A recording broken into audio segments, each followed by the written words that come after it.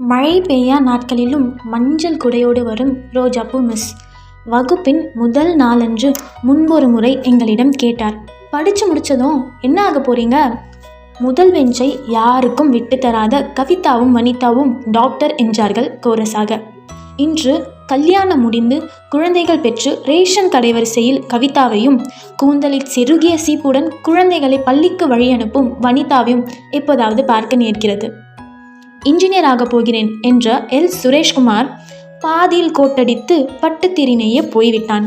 எங்கள் அப்பாவுடைய இரும்பு கடையை பார்த்துப்பேன். கடைசி பெஞ்ச் CN ராஜேஷ் சொன்னபோது எல்லோரும் சிரித்தார்கள். இன்று அவன் நியூஜெர்சியில் மருத்துவராக பணியாற்றி கொண்டே நுண் உயிரிலை ஆராய்கிறான். பிளைட் ஓட்டுவேன் என்று சொல்லி ஆச்சரியங்களில் எங்களை தள்ளிய அகஸ்டின் செல்லபாபு TNPSC எழுதி கடனிலை ஊழியனானான். அணுசக்தி விஞ்ஞானி ஆவேன் என்ற நான் திரைப்பாடல்கள் எழுதி கொண்டிருக்கிறேன்.